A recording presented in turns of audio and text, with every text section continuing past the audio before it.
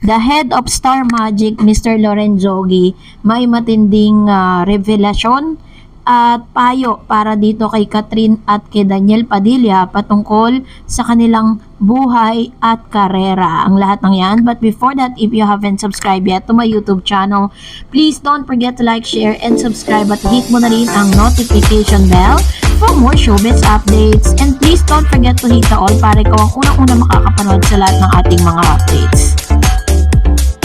Of course, bago tayo magpatuloy, nais ko po muna magpasalamat sa lahat po ng mga legit viewers, subscribers at legit lover cards po natin na lagi nag-aabang at umaantabay sa lahat ng ating mga updates. Maraming salamat po sa inyong panunood. Plano na daw tanggalin di umano Sino? si Daniel Padilla sa kanilang hanay. Ay, bakit, my Mare? goodness. Dahil nga daw ito ay ano pala nga, chismis na nasagap. Hindi namin sinasabing tatanggalin siya. Nasagap ng ating mga meses na walang ginawa sa hapon kundi magtong-ins o di kaya magpusoy, magkutuhan, magbingo, Magic ang isa sa mga masasabi nating nag-handle ng ilan sa mga talent ng ABS-CBN for the longest time, kung saan ito po ang ahensya ng ABS-CBN na siyang nangangalaga sa lahat po ng mga artista na talaga namang sumisikat. Meron, kumbaga parang sila yung nagmamanage kung paano nila patatakbuhin or paano po sisikat at kikita ang isang artista, baguhan man yan o veterano.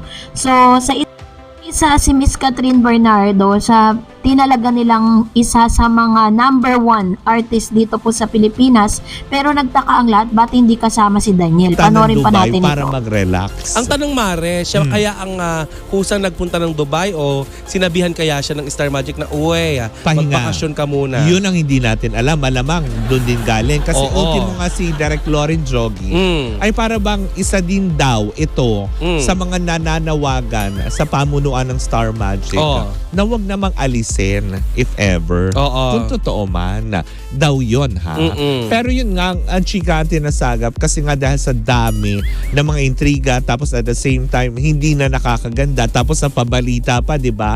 May 4 na endorsements na dapat alam mo yun, pagsasaluhan nila ni Catherine. Pero ang ending daw ngayon, si Catherine na lang daw yung kinuha at inalis na si Daniel. Dahil sa imaheng lumalabas. Dahil din doon sa gosh. Dahil nga hindi nagsasalita yung tao. Kaya siguro ang panawagan din na Direk Loren Jogi na wag muna daw si Daniel maghunos dili sa kanyang mga magiging desisyon. Isa sa pinakamasaklap na balita nga na natanggap ng ABS-CBN at Star Magic na si Direk Loren Jogi patungkol dito sa issue ni Daniel Padilla dahil 4 na endorsement po nitong si Mr. Daniel Padilla kung saan dapat kasama niya si Catherine Bernardo ay nag-pull out na ng kanilang mga kontrata para dito sa aktor dahil po sa hindi kaganda ang imahe na ipinapakita nito sa publiko at dahil na rin sa pananahimik nila patungkol sa issue kaya pati po yung kanyang karera ay naapektuhan na. So according po sa report na parang tatanggalin na daw itong si Daniel Padilla sa Star Magic pero ito po ay wala pang kumpirmasyon mula po sa ABS-CBN Star Magic dahil nga daw di umano na parang hindi na nagiging wholesome yung kanyang image. Kaya nga po talagang kung titignan ninyo medyo hindi kagandahan yung pagpasok ng taon nitong si Mr. Daniel dahil sa mga isyong kanyang kinabibilangan. Panoorin pa natin ito. Sa highest emotion siya. Dahil baka pagsisihan din niya ito at the end of the day. Actually, Mare, naiintindihan naman natin yung kung sakasakali man totoo ito, yung panig ng management. Kasi, Mare, 'di ba tayo nga dito sa Energy FM, 'di ba? Bawal. Sa pagkakataong ito ay wala pa naman pong inilalabas na any development patungkol po dito sa isyong ito. Hindi natin alam or hindi natin makonfirma kung si Daniel ba ang aalis sa Star Magic or si Daniel mismo ay tinanggal ng Star Magic dito po sa yung ahensya ng ABS-CBN. Kasi nga 'di ba parang sinasabi ng lahat, bakit si Catherine Bernardo nasa A-lister ng lahat ng pag A-lister ka kasi ibig sabihin priority ka sa lahat ng mga project. Pero itong si Daniel ay wala doon sa priority list kung saan nandun ang Don Bell, nandun si Donnie, nandun si Bel Mariano. So, abangan natin kung ano magiging desisyon ni Daniel patungkol dito. At dahil dyan, narito ang ilan sa mga komento ninyo patungkol naman sa ating last update. Magbasa tayo ng ilan sa mga komento at magre-react po tayo patungkol dito. Unahin po natin ang komento na nanggaling po kay Aurora Pagaduan. Hindi masisisi si Kat, masaktan siya ng sobra, paulit-ulit siyang niloloko at pinapatawad si DJ.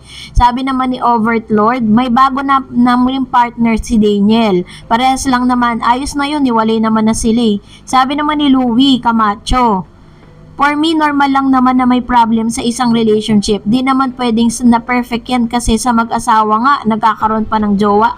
Jowa lang kaya, ayun. I understand exactly how you feel right now and ginagalang ko po ang inyong mga opinion patungkol sa bagay na ito. Pero syempre wala naman tayo sa posisyon nitong si Catherine Bernardo kung bakit po nakapag-desisyon na siya. Final na ang kanyang desisyon patungkol dito sa kanilang hiwalayan ni Daniel. At the same time, wala din tayo sa posisyon kung ano ba talaga yung naramdaman nitong si Catherine, kung ano yung dinanas niya. Kasi kumbaga binigay niya lahat, all out siya kay Daniel Tapos all of a sudden malalaman niya during the years na kung saan kasama niya si Daniel, may nilalanding iba. Pero yun ay rumors pa lang. Magkakaroon pa lang ng confirmation ng lahat ng yan kapag po mismong si Daniel na mismo ang nagbigay ng tumpak, no? At siya na po yung nagkumpirma patungkol sa bagay na ito. Kasi ayon po sa ilan, na pag daw po bumalik na si Daniel, siya po mismo ang magsasalita sa publiko patungkol dito. Sabi naman ng isang user, number 1 ABS-CBN Celebrity Queen Catherine Bernardo, congratulations. We love you very much. Excel Cat, we love you so much. God will bless you more. Yun. So ito naman po yung kanyang komento patungkol sa bagay na ito, kung saan kinumpirma nga ng ABS-CBN that Catherine Bernardo is one of number 1 celebrity sa ABS-CBN and Star Magic. Kaya nga po talagang hinahanap po yung pangalan nitong si Mr. Daniel Padilla kasi nga parang wala po siya dun sa list. No, kahit man lang daw number 2 or ilagay man lang sa bakit biglang laglag si Daniel kasi parang nasira po yung kanyang imahe sa publiko. Sabi naman po ng isa pang comment, no, Nasip Oday.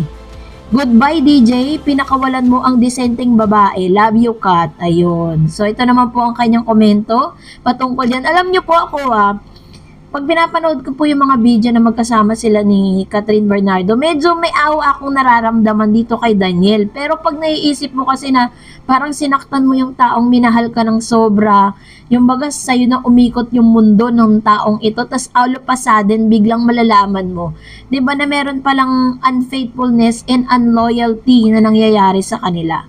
So anyways, let's see. Well, kung nagustuhan mo ang video na ito, huwag mo kalimutan mag-like, mag-share, at mag-subscribe, at i-follow mo na rin ang aking Facebook page, DarEdsTV. And also, I have my TikTok account, which is DarEdsTV. Pwede nyo rin po akong i-follow doon. Thank you for watching, guys. God bless everyone!